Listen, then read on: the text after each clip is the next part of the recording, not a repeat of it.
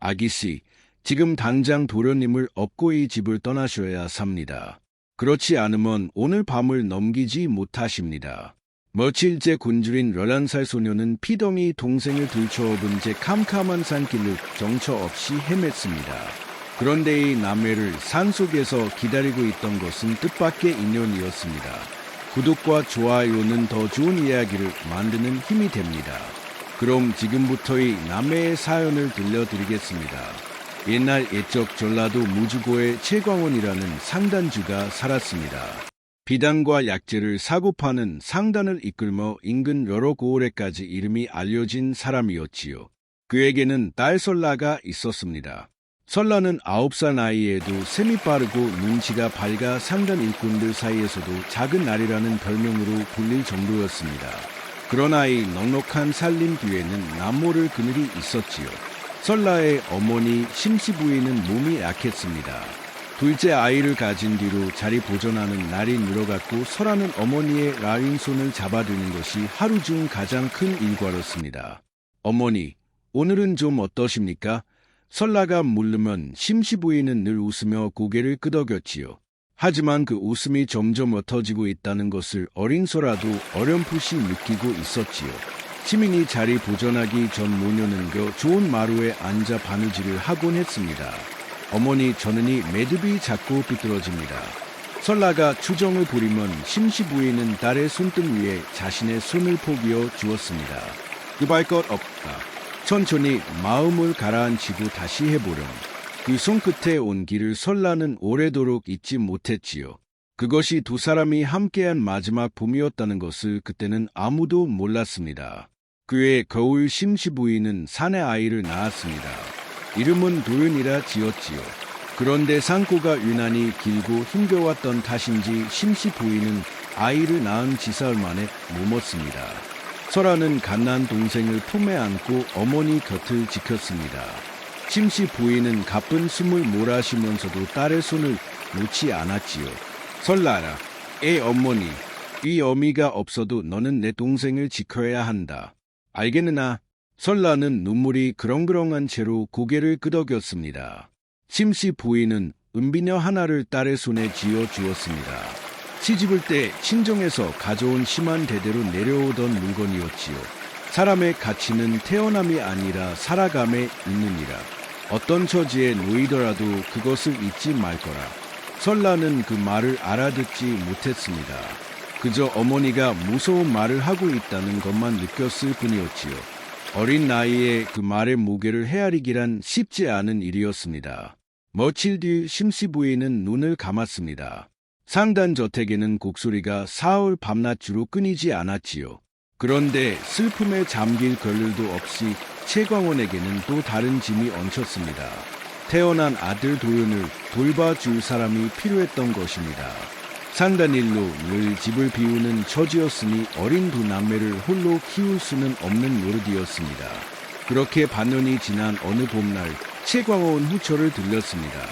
이름은 한매영 인근 고을 큰 상단 집안의 딸로 인물이 곱고 언변이 좋아 첫눈에는 누구나 반길 만한 여인이었습니다. 제가 두 아이를 친자식처럼 여기겠습니다.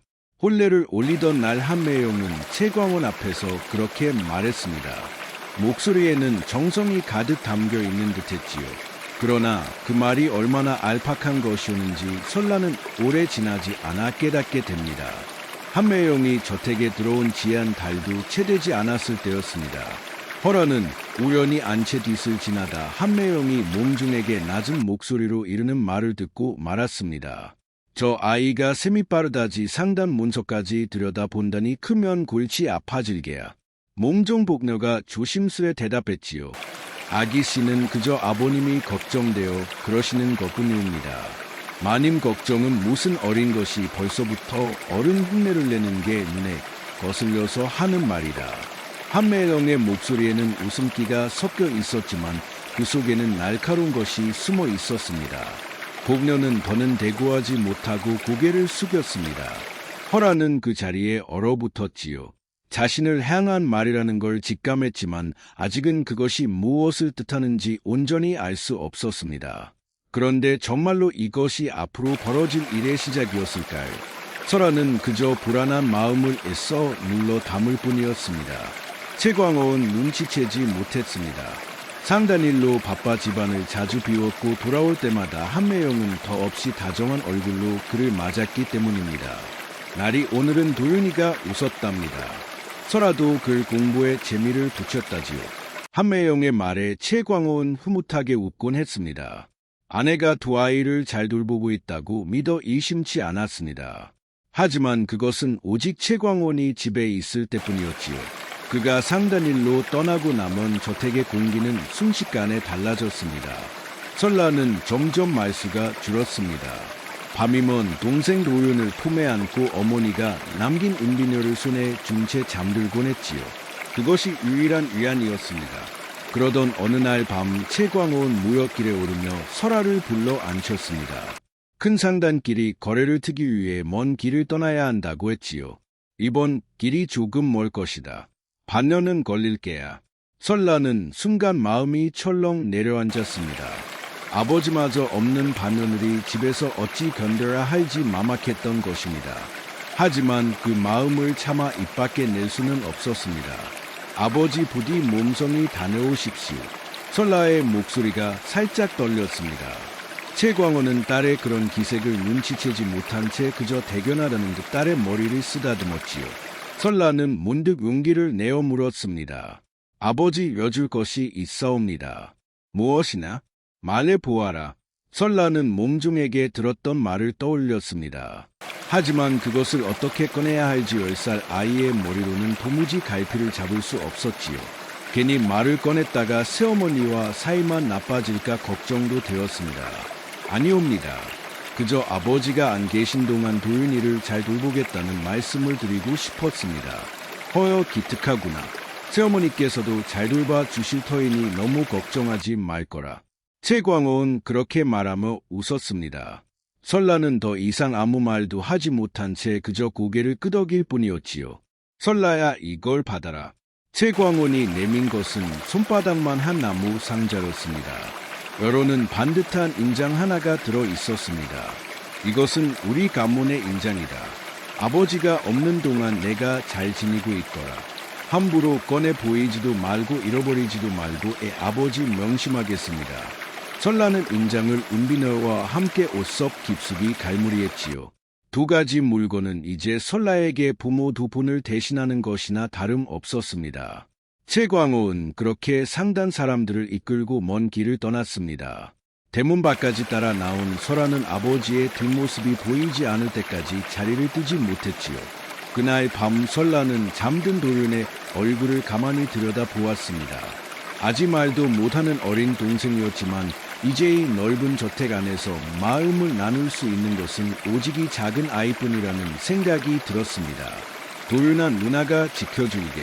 설른 동생의 조교한 손을 꼭 주며 낮게 속삭였지요. 옷섭 숙인장과 은비녀가 옷감을 타고 은은히 만져졌습니다. 부모 두 분이 남긴 마지막 온기와도 같은 것이었지요. 그런데 이 밤이 지나고도 저택의 공기는 좀처럼 나아지지 않았습니다. 오히려 날이 갈수록 싸늘해지고 있었습니다. 이 길이 두 남매의 운명을 완전히 뒤바꾸어 놓을 줄 그때는 아무도 알지 못했지요. 아버지가 떠난 지채 열흘도 되지 않아 저택의 분위기는 눈에 띄게 달라졌습니다. 한매영은 더 이상 다정한 얼굴을 꾸며내지 않았습니다. 설라를 부르는 목소리부터가 예전과는 사무라졌지요. 이것사게 서지 못할까. 이름 대신 이것하라 부르는 것부터가 시작이었습니다. 설라는 그 호칭이 낯설고 서러웠지만 내색하지 않으려 했었습니다. 깻잎이 때가 되어도 설아의 밥상은 점점 부실해졌지요. 처음에는 반찬 한두 가지가 빠지는 정도였지만 시간이 지날수록 밥그릇 자체가 작아지더니 나중에는 아예 상을 차려 주지 않는 날도 생겼습니다. 오늘은 부엌에 쌀이 모자란다는구나. 너는 좀 굶어도 되지 않겠느냐? 한매영은 그렇게 말하며 도윤에게만 죽을 떠먹였습니다. 설라는 뱃속이 텅 빈 채로 동생을 안고 잠을 청해야 하는 날이 늘어갔지요. 그런데 이상한 일이었습니다. 부엌에는 분명 곳간 가득 쌀이 쌓여 있었으니까요. 그 사실을 알면서도 설아는 아무 말도 할 수 없었습니다. 어느 날은 온종일 아무것도 먹지 못한 채 밤을 맞은 적도 있었습니다. 조윤이 배가 고파 칭얼거리자 설아는 부엌 깊은 우물가로 몰래 나가을 손수건에 적셔왔지요. 물기를 머금은 손수건을 동생 입에 물려주니 도윤은 그제야 울음을 그치고 조그맣게 웅거렸습니다. 조금만 참으렴. 도윤아, 누나가 어떻게든 먹을 것을 구해올게. 철아는 동생을 다독이며 스스로에게도 그렇게 되뇌었습니다. 11살도 되지 않은 아이가 감당하기에는 너무 무거운 다짐이었지요. 그렇게 하루하루를 견디던 어느 저녁 복녀가 몰래 밥 한 덩이를 가져다 준 적이 있었습니다. 그런데 도윤이 아직이가 여물지 않아 밥알을 제대로 삼키지 못했습니다. 설라는 망설임 없이 그 밥을 조금씩 입에 넣고 씹어 잘게 만든 뒤 동생 입에 넣어 주었지요. 옳지, 우리 도윤이 이렇게 먹으면 되는 것이야. 동생이 오물오물 받아먹는 모습을 보며 설라는 처음으로 눈물이 왈칵 쏟아지려는 것을 애써 참았습니다. 슬퍼서 오는 것인지 그래도 동생을 지켜냈다는 안도감 때문인지 스스로도 알 수 없었습니다. 밥만이 문제가 아니었지요. 설라가 조금이라도 말대꾸를 하거나 도윤을 감싸는 기색을 보이면 매질이 뒤따라 감히 어른 말에 토를 달아 해초리가 종아리를 때릴 때마다 설아는 이를 악물고 참았습니다. 소리내어 울면 도윤이 놀랍게일까 봐 아픔을 삼키는 법부터 배워야 했지요. 몸종 복녀는 그런 설라를 볼 때마다 마음이 아팠습니다. 몰래 부엌에서 누룽지 조각이라도 챙겨다 설라의 손에 쥐어주는 것이 복녀가 할 수 있는 전부였습니다. 아기씨, 이거라도 좀 드셔. 아무도 안 볼 때 얼른 고맙다. 복녀야, 너마저 없었으면 나는 어찌 되었을지 모르겠구나. 설라는 그렇게 말하며 씁쓸하게 웃었지요. 10살 아이가 지어서는 안 될 웃음이었습니다. 철아에게는 남모를 재주가 하나 있었습니다. 아버지를 따라 상단 창고를 드나들며 어깨 넘어 익힌 셈이었지요. 곳간에 쌀이 섬 들어오고 섬 나가는지 설아는 굳이 장부를 펴보지 않아도 대강 헤아릴 수 있었습니다. 그런데 요즘 들어 곳간을 드나드는 쌀가마의 수가 눈에 띄게 줄어드는 것이 이상했습니다. 분명 예과 같은 시기인데도 곳간이 자꾸 비어갔지요. 설아는 그 까닭을 알 수 없었지만 무언가 석연찮은 느낌을 지울 수 없었습니다. 복녀야, 요즘간 쌀이 이리 빨리 줄어드는지 아느나? 소인도 잘은 모르오나 마님께서 친정 오라보니 객에 자주 곡식을 보내신다는 이야기를 들었사옵니다. 복녀는 그렇게 말하고는 이내 아차 싶은 얼굴로 입을 다물었습니다. 자신이 너무 많은 것을 말했다는 걸 깨달은 것이었지요.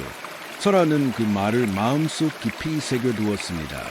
아직은 무엇을 뜻하는지 온전히 알 수 없었지만 언젠가 그 의미를 되짚어 보게 될 날이 올 것 같았습니다. 그런데 예한 매형은 이토록 두 남매를 미워하는 것일까요? 그 속내는 따로 있었습니다. 어느 밤 설른 안채 근처를 지나다 또다시 한 매형의 목소리를 듣고 말았습니다. 이번에는 오라비 한덕수와 나누는 대화였지요. 오라버니, 저 상단의 재산이 모두 그 아이들 앞으로 되어 있다는 게 말이 됩니까? 나리께서 돌아오시기 전에 손을 써야 합니다. 조급해하지 마라. 나리가 아주 안 계신 것도 아니지 않으나? 안 계신 동안 아이들이 자꾸 눈치를 챈다면 그때는 늦습니다. 특히 저 계집아이가 벌써부터 문서를 넘겨다 보는 눈치예요. 설라는 숨을 죽인 채 그 자리에서 발을 뗄 수 없었습니다. 자신들을 두고 오가는 말이 예사롭지 않다는 것을 이제는 분명히 느낄 수 있었습니다. 그런데 정말로 이 집에서 남매를 미워하는 이유가 재산 때문이었을까요? 설아는 그 답을 알지 못한 채 그저 하루하루를 버텨낼 뿐이었습니다. 한매영의 구박은 날이 갈수록 심해졌습니다. 설라가 도윤을 업고 마당을 걷다 넘어지기라도 하면 이로는커녕 불로령이 떨어졌지요. 동생 하나 제대로 못 없느나? 그러고도 눈알라 할 수 있겠느나?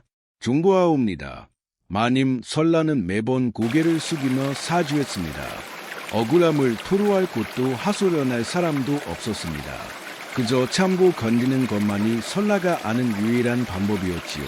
그러던 어느 날 저택에 낯선 손님이 찾아왔습니다. 상단과 오래 거래해온 다른 고을상인이었습니다. 주인 난리는 언제 돌아오십니까? 벌써 반년이 다 되어 가는데 소식이 뜸하니 걱정이 됩니다. 한매영은 손님을 맞으며 태연하게 대답했지요. 먼 길이니 좀 더 걸릴 수도 있지요. 너무 러명하십시오. 그런데 그렇게 말하는 한매의 눈빛이 설라의 눈에는 어딘가 이상하게 비쳤습니다. 걱정스러워하는 기색이 아니라 오히려 무언가를 기다리는 듯한 눈빛이었습니다. 설라는 그 눈빛을 마음 한 구석에 담아두었지요. 아직은 그 의미를 알 수 없었지만 언젠가 떠올리게 될 것 같은 예감이 들었습니다. 밤이 깊으면 설라는 동생을 품에 안고 어머니가 남긴 은비녀를 가만히 매만졌습니다. 그럴 때마다 어머니의 마지막 말이 떠올랐지만 여전히 그 뜻을 헤아리기는 어려웠지요. 어머니, 저는 지금 살아가고 있는 것이 맞습니까? 철아는 어둠 속에서 나직이 혼자 말을 했습니다. 대답해 줄 사람은 아무도 없었습니다. 그렇게 계절이 2번 바뀌었지요. 도요는 뒤집기를 시작했고 설아는 11살이 되었습니다. 하지만 저택의 사정은 조금도 나아지지 않았습니다. 오히려 한매영의 눈빛은 점점 더 서늘해지고 있었지요. 이 무렵는 어느새 도윤을 능숙하게 업나 있었습니다. 등에 업힌 동생의 무게가 늘어가는 것이 설아에게는 오히려 이안이었습니다. 동생이 무럭무럭 크고 있다는 증거였으니까요. 도윤아, 너는 아무것도 걱정하지 말거라. 누나가 있지니? 설라는 동생의 등을 토닥이며 몇 번이고 그렇게 속삭였습니다. 스스로에게 하는 짐이기도 했습니다. 한편 저택의 하인들 사이에서는 은밀한 수근거림이 오갔지요. 저 어린 것들이 무슨 죄가 있다고 마님도 너무하시지. 그런 말 함부로 하다가는 자네 목숨도 위태로워질 걸세. 누구도 나서서 남해를 도와줄 수는 없었습니다. 그저 마음속으로만 안타까워할 뿐 한 명 매형의 눈밖에 날까 두려워 입을 다물었습니다. 설라는 그런 저택의 공기를 온몸으로 느끼며 자랐지요. 누구에게도 기댈 수 없다는 것을 어린 나이에 이미 뼈저리게 깨닫고 있었던 것입니다. 그런데 이 무렵 저택가께서는 아무도 예상치 못한 소식이 조금씩 다가오고 있었습니다. 반년이 지나고도 최광호는 돌아오지 않았습니다. 대신 저택에 당도한 것은 상단 행수가 들고 온 한 통의 서찰이었지요. 나리께서 돌아가셨습니다. 행수의 목소리가 떨리고 있었습니다. 무역길에 온 상단이 역병이 도는 고을을 지나던 중 최광원이 그만 병을 얻어 손쓸 새도 없이 숨을 거두었다는 소식이었습니다. 행수는 고개를 떨은 채 말을 이었지요. 역병이 워낙 급하게 번진 고을이라 미처 몸을 피하실 새도 없었다 하옵니다. 나흘을 앓으시다 그만 숨을 거두셨다 하옵니다. 저택은 삽시간에 추상집이 되었습니다. 곡소리가 담장을 넘어 올려 버졌고 하인들은 삼삼오 모여 나지막이 눈물을 훔쳤습니다. 그런데 그 슬픔 속에서도 설아의 눈에 이상하게 비친 것이 하나 있었지요. 한매령이 곡을 하면서도 그 눈에는 눈물이 맺히지 않았던 것입니다. 아버지 설라는 그 자리에 주저앉아 오열했습니다. 어머니에 이어 아버지마저 잃었다는 사실이 11살 아이가 감당하기에는 너무나 컸습니다. 도류는 영문도 모른 채 누의 울음소리에 따라 울었지요. 그런데 정말로 이것이 끝이었을까요? 남매를 기다리고 있던 것은 슬픔만이 아니었습니다. 아버지의 사무제가 끝나기도 전에 한매영의 태도는 완전히 달라졌습니다. 더 이상 남의 눈을 의식할 필요가 없어졌다는 듯 노골적으로 남매를 대하기 시작한 것입니다. 이제 이 집안의 주인은 나다. 너희는 그저 어녀 사는 처지라는 것을 잊지 말거라. 한매영은 그렇게 말하며 상단의 인장이며 문서를 모조리 자신의 처소로 옮겼습니다. 하인들은 무거운 문서 계작을 나르며 서로 눈치를 살필 뿐 감히 토를 달지 못했습니다.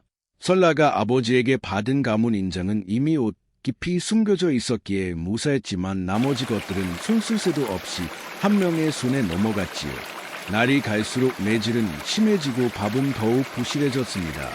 그러던 어느 밤 설라는 안채를 지나다 또다시 한매영과 한덕수의 대화를 엿듣고 말았습니다. 이번에는 그 내용이 예사롭지 않았지요. 오라버니 그 아이가 요즘 곳간 출입이 잦다고 합니다. 언젠가 문서를 들춰보다 우리가 손댄 것을 알아챌지도 모릅니다. 그렇다면 아예 걱정거리를 없애면 될 일 아니나? 한덕수의 목소리는 낮고 서늘했습니다. 설라는 등골이 오싹해지는 것을 느꼈습니다. 자네 손에 든 그것이 무엇인가? 약방에서 구해온 것입니다. 밥에 섞어도 냄새가 나지 않는다더군요. 조금씩 먹이면 시름시름 앓다가 아무도 눈치채지 못하게 숨이 끊어질 것입니다. 언제 손을 쓰실 셈입니까? 오늘 밤이 좋겠다. 상단 사람들이 사무제 뒤처리로 정신없을 때 조용히 처리하는 게 낫지. 한매령의 목소리에는 망설임이라고는 조금도 느껴지지 않았지요. 마치 대수롭지 않은 집안일을 의논하는 듯한 말투였습니다. 설라는 더 이상 그 자리에서 있을 수 없었습니다. 심장이 미친 듯이 뛰었고 다리가 후들거려 제대로 걸음을 옮기기도 힘들었지요. 자신들을 없애려 한다는 것을 이제는 의심할 여지 없이 알게 된 것입니다. 그날 밤 설라는 뜬 눈으로 밤을 지새웠습니다. 도망쳐야 한다는 생각과 그래도 설마 하는 마음이 번갈아 가슴을 짓눌렀습니다. 어디로 간단 말인가? 갈 곳도 의지할 사람도 없는데 설라는 홀로 중얼거리며 두려움에 떨었지요. 저택 담장 밖에 세상이 얼마나 험한지 알지 못했습니다. 차라리 참고 견디면 어떨까 하는 생각도 스쳤습니다. 지금까지도 매질과 굶주림을 견뎌왔으니 조금만 더 버티면 언젠가 상황이 나아지지 않을까 하는 헛된 기대였지요. 하지만 독약이라는 말이 다시 귀가에 울리자 그 생각은 순식간에 무너졌습니다. 설라는 품속의 은비녀를 가만히 매만졌습니다. 어머니의 마지막 말이 문득 떠올랐지요.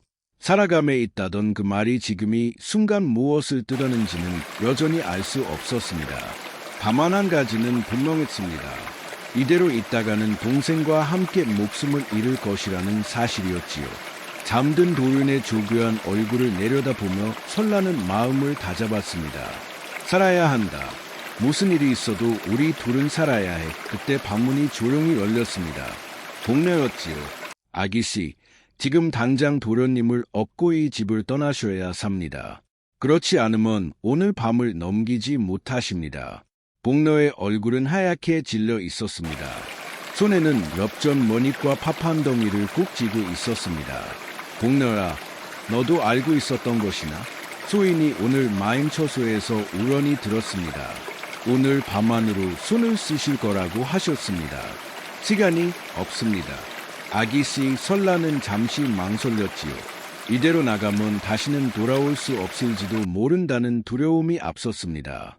하지만 이 넓은 세상에 우리 둘이 어찌 살아간단 말이나?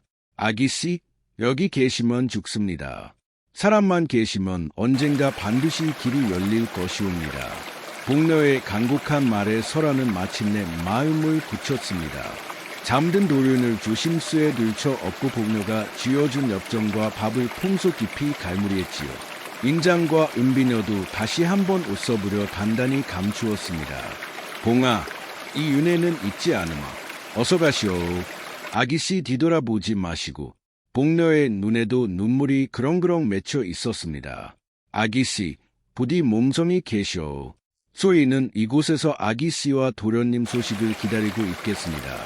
복녀라, 너도 조심하거라. 혹여 나 때문에 내가 곤경에 처할까. 그것이 가장 걱정이구나. 소인 걱정은 마시오.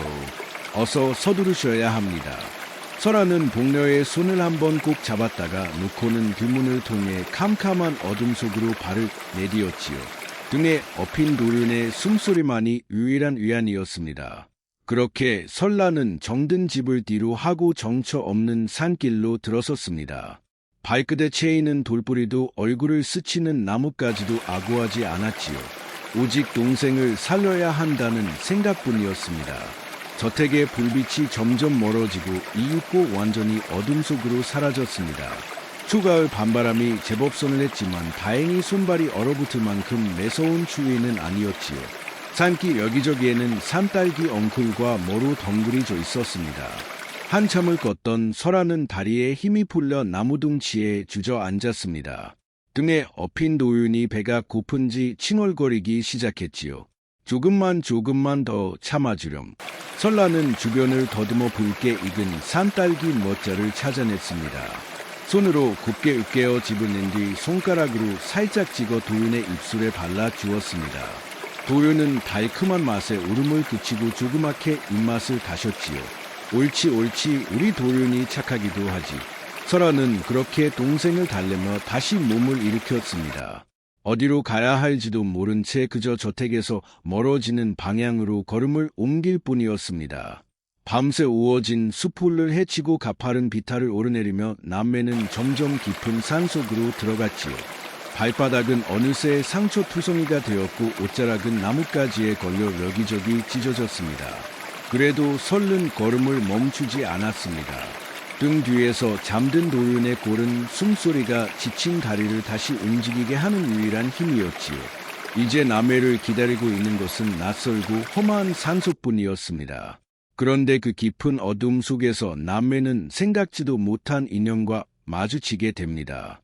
밤새 산속을 헤매던 남매는 결국 지쳐 쓰러지고 말았습니다. 도윤을 품에 꼭 안은 채 이끼 낀 바위 곁에서 정신을 잃었습니다. 그런데 그때 어디선가 목탁 소리가 들려왔지요.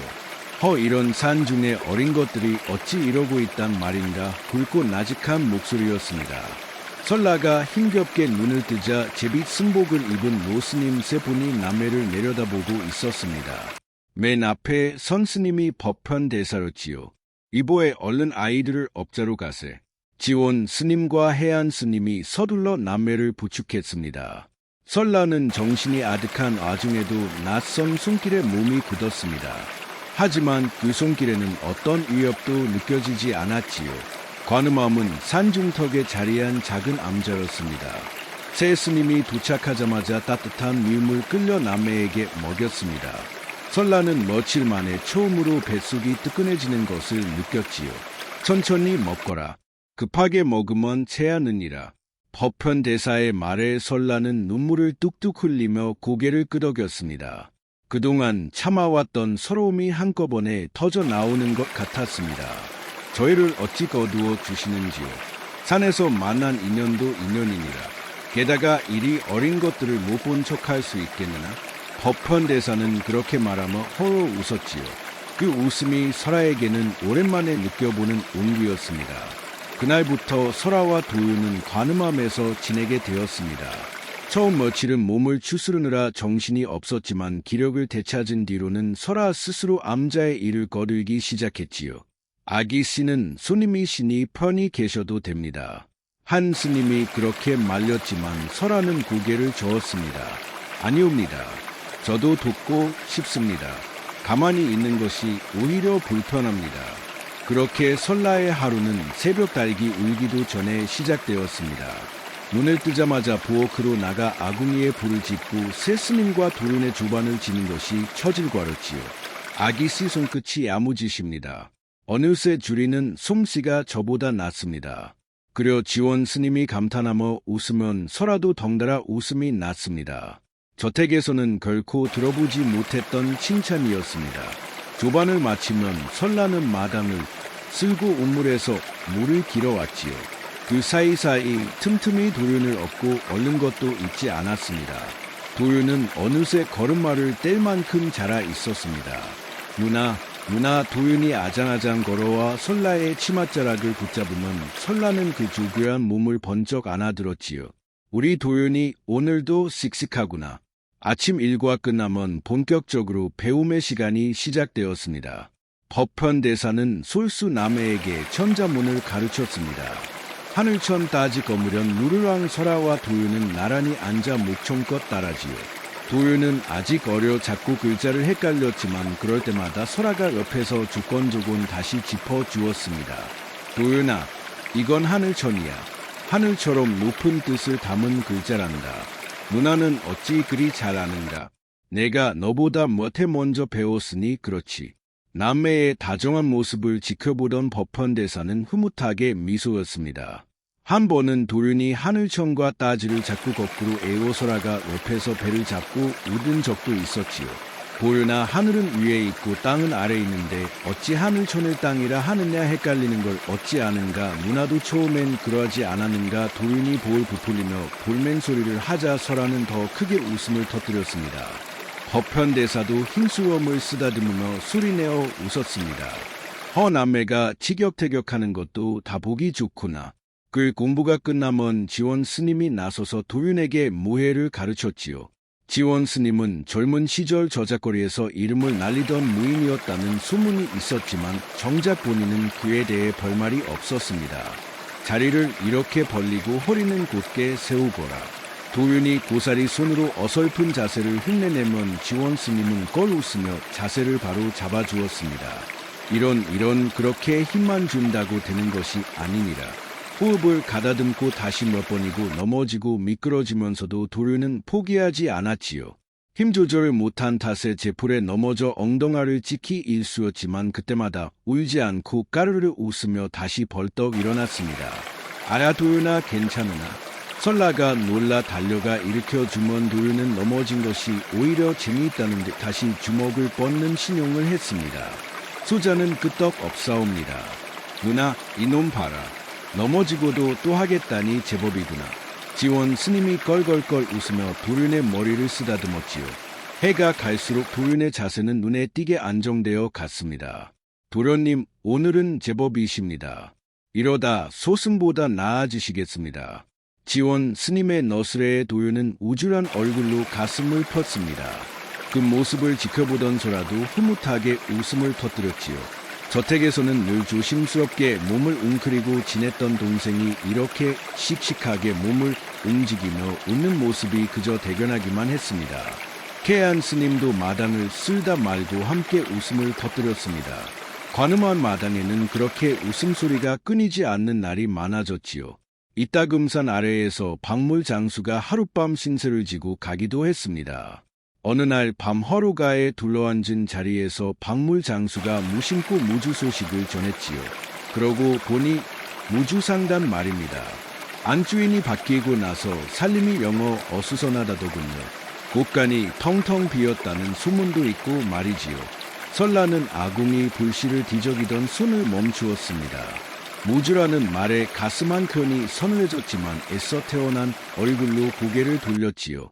그 소문이 언젠가 이 산속까지 그림자를 들이울 줄은 그때는 미처 알지 못했지요. 오후가 되면서라는 해안 스님을 따라 빗산으로 약초를 캐러 갔습니다. 해안 스님 문이 산저 산의 약초에 통달한 분이었습니다. 이것은 300초라 하는 것이니 열을 내리는데 좋으니라. 이 잎은 이렇게 세 갈래로 갈라진 것이 특징이지. 설라는 해안 스님이 알려주는 것마다 머릿속에 차곡차곡 새겨 넣었지요.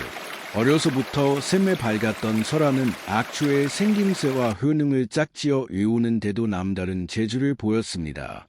아기씨는 한 번 들으면 잊지를 않으시는 구려. 이러다 소승보다 먼저 명예가 되시겠습니다. 케안 스님이 그렇게 놀리면 설라는 얼굴을 붉히면서도 내심 뿌듯함을 감추지 못했습니다. 어느 날은 케안 스님이 가늘다란 침 하나를 꺼내 보렸지요. 이것이 침이라는 것이다. 사람 몸에는 기운이 흐르는 길이 있는데 길목을 알맞게 짚어주면 아픈 곳이 낫는 이치니라. 저도 배울 수 있는지요? 설라의 눈이 반짝였습니다. 케안 스님은 잠시 설라를 물끄러이 바라보더니 고개를 끄덕였습니다. 아기씨의 손끝이라면 능히 해낼 수 있을 듯하오. 그날부터 설라는 틈나는 대로 침술의 기초를 익히기 시작했지요. 처음에는 마른 집단의 침노는 연습부터 했습니다. 손끝이 떨려 자꾸만 헛집었지만 설아는 조급해하지 않았습니다. 어머니가 남긴 말처럼 급할 것 없이 천천히 나아가면 된다고 스스로를 다독였지요.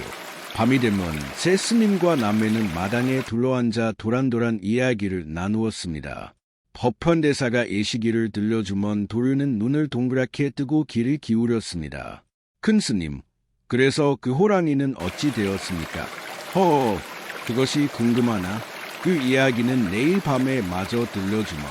법헌대사가 짐짓을 들이면 도류는 아쉬운 듯을 동동 굴렀지요. 그 모습에 다들 웃음을 터뜨렸습니다. 저라도 오랜만에 마음 놓고 웃을 수 있었습니다. 그렇게 하루하루가 쌓여갔지요. 저택에서의 군지림과 매질은 점점 먼 예실처럼 느껴졌습니다. 물론 가끔은 밤에 홀로 누워 어머니와 아버지를 그리워하며 눈물 짓기도 했지만 그럴 때마다 겉에서 새근새근 잠든 도윤의 숨소리가 위안이 되어 주었습니다. 우리는 이제 안전한 것일까? 설아는 가끔 그런 생각을 하며 옷 속 숫긴장과 은비녀를 매만졌지요.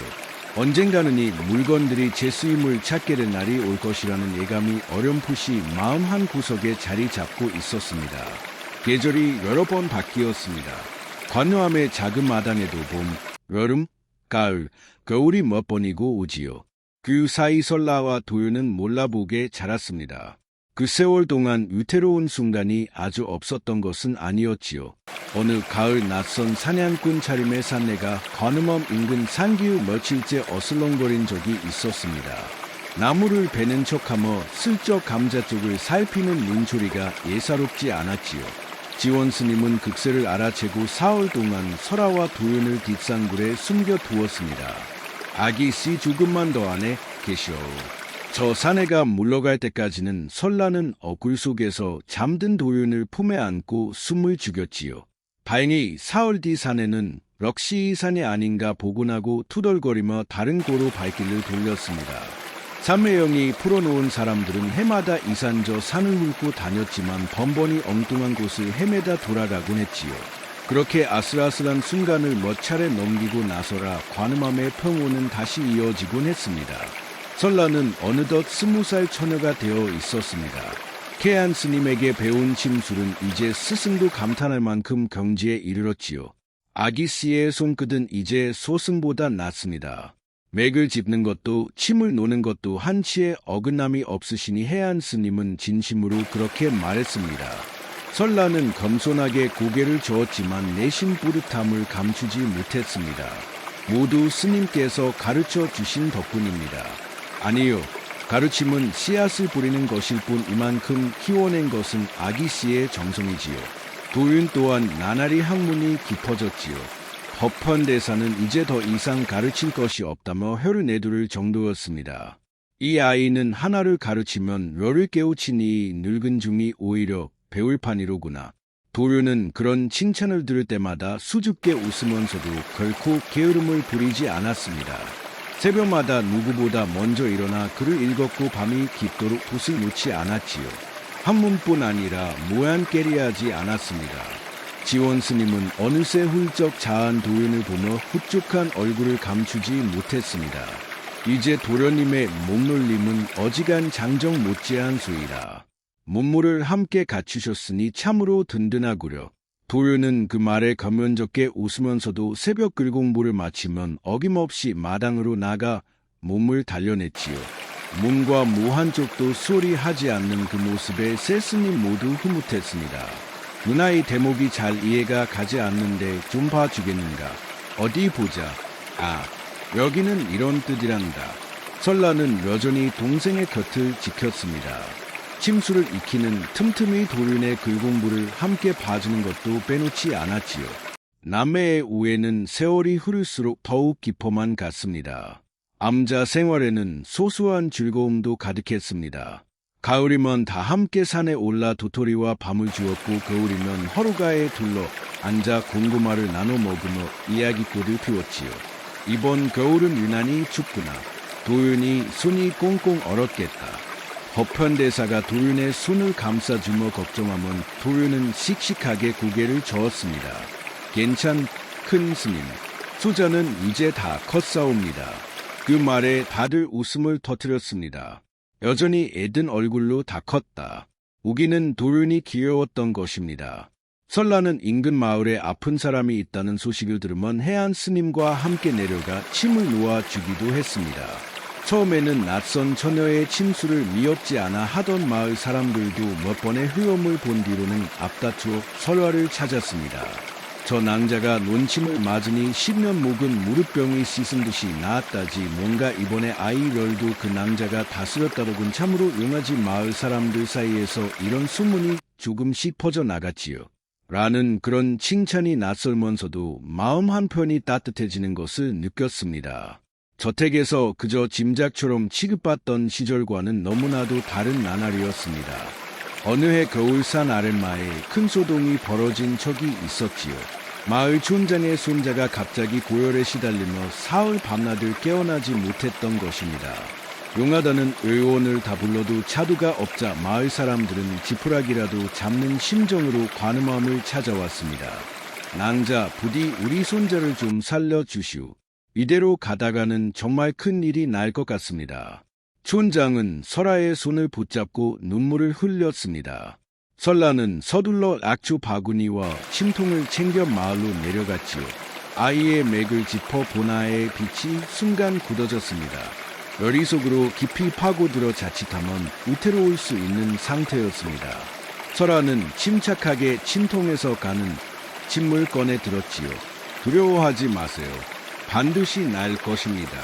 설라는 아이의 손목과 발목 그리고 이마의 혈자리를 차례로 짚어가며 침을 놓았습니다.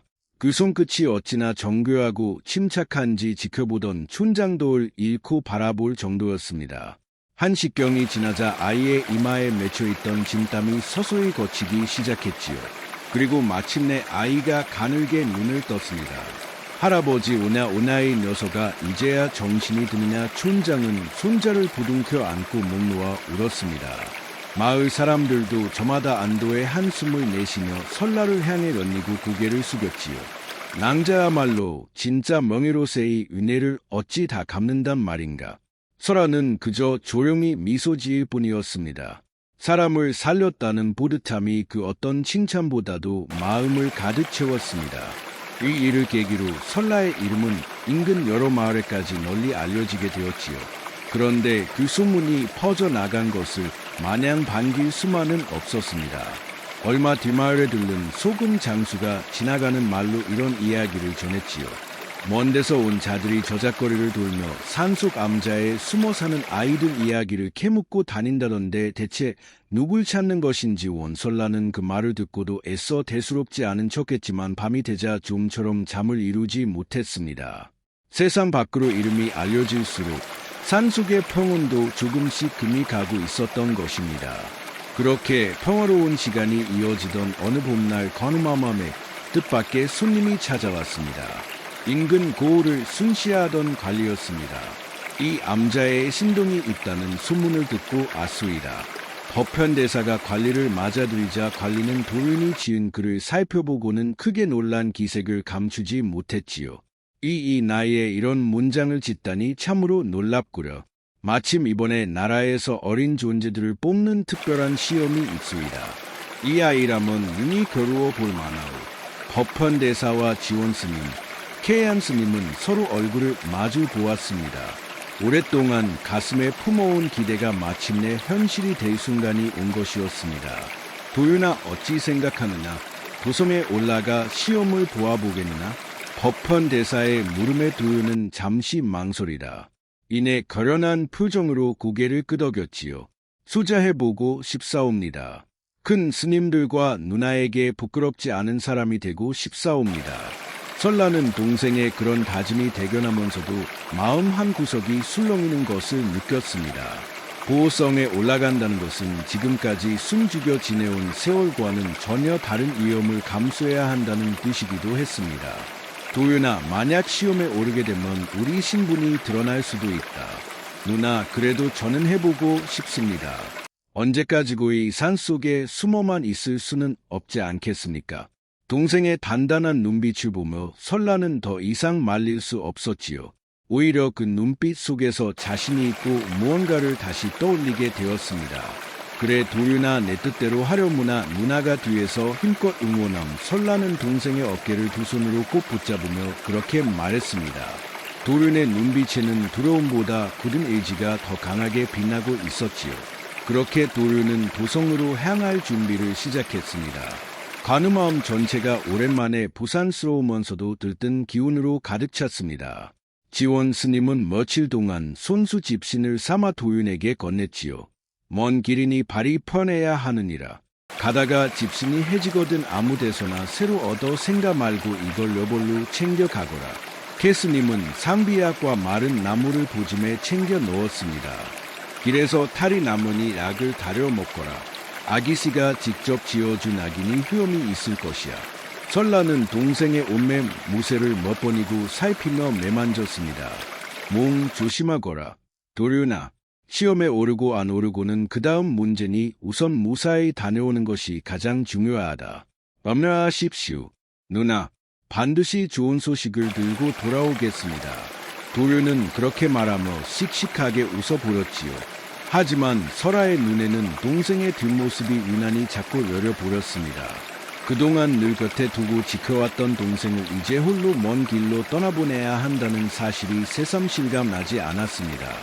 그런데 도윤이 도성으로 떠나기 며칠 전 산 아랫마을에 낯선 산에 둘이 나타났다는 이야기가 들려왔지요. 이 고을 저 고을을 돌며 무언가를 캐묻고 다닌다는 소문이었습니다. 떠돌이 장사치들이 여기저기서 옛날에 사라진 아이들 이야기를 묻고 다닌다더군. 무슨 곡절인지야 알 수 없지만 마을 사람 하나가 지나가는 말로 그렇게 전했습니다. 설라는 그 이야기를 듣고 잠시 가슴이 서늘해졌지만 이내 애써 마음을 다잡았지요.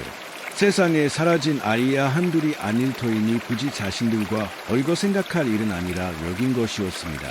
그런데 이 기쁜 소식이 저 멀리 다른 곳에서도 조용히 퍼져나가고 있다는 것을 그때는 아무도 알지 못했습니다. 도윤이 도성으로 떠난 지 한 달이 지났지요. 시험 소식을 기다리는 나날은 설라에게 하루하루가 길게만 느껴졌습니다. 그런데 그음 도성에서는 뜻밖의 소문이 돌고 있었습니다. 산골 암자에서 온 이름 모를 소년이 이번 신동시에서 다른 빼어난 답안을 전했다는 이야기였지요. 산중암자 출신이라니 어느 집안 자제인지 참으로 궁금하구먼. 듣자 하니 답안이 어찌나 명료한지 시험관들도 혀를 내둘렀다더군요. 시험관들 사이에서도 그런 이야기가 오습니다. 그런데 이 소문은 뜻밖에도 먼 무주고을까지 흘러들어갔습니다. 한매영의 오라비 한덕수는 마침 도성에 볼 일이 있어 올라와 있던 참이었지요. 저작거리 주막에서 우연히 그 소문을 전해 들은 한덕수는 순간 납이 굳어졌습니다. 산중 암자에서 온 소년이라 나이가 어찌 되는가. 한덕수가 슬쩍해 묻자 주막 주인은 대수롭지 않게 대답했습니다. 얼살 남짓 되었다지요. 이름이 채가라던가. 그 말에 한덕수의 손끝이 떨렸지요. 최시성의 나이도 얼추 들어맞았습니다. 10년 전 사라졌던 그 아이들이 어쩌면 아직 살아있을지도 모른다는 생각이 스쳤습니다. 한덕수는 서둘러 무주로 돌아가 한매에게 이 사실을 알렸지요. 말을 몰아 밤낮으로 달려온 탓에 그의 얼굴에는 피로가 역력했습니다. 여기 아무래도 그때 그 아이들이 살아있는 듯하오. 한매영의 얼굴이 순식간에 참백해졌다가 이내 싸늘하게 굳었습니다. 살아있다니 그럴 리가 없습니다. 그 산 속에서 어찌 살아남았단 말입니까? 어찌되었든 이대로 두었다가는 그 아이가 급제라도 하는 날에는 우리 모두 끝장이요. 재산을 되찾겠다고 나설 것이 뻔하지 않소. 한매영은 한동안 말없이 입술을 깨물었지요. 오랫동안 잊고 지냈던 보란이 다시금 되살아나는 것을 느꼈습니다. 그동안 상단 재산을 우리가 어찌 써왔는지 오라버니도 잘 아시지 않습니까?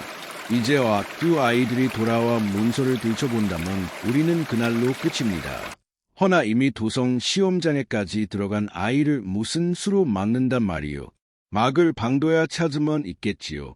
시험을 관장하는 자들도 결국은 사람 아니겠습니까? 한매영의 눈빛이 매섭게 번뜩였습니다. 오랜 세월 상단을 주무르며 쌓아온 술수가 이제 다시 고개를 드는 순간이었지요. 오라버니 무슨 수를 써서라도 그 아이가 급제하는 것을 막아야 합니다. 그날부터 한매영과 한덕수는 은밀히 움직이기 시작했습니다. 먼저 한덕수가 다시 도성으로 올라가 시험을 관장하는 관리들 사이에 스머이 소문을 흘렸습니다.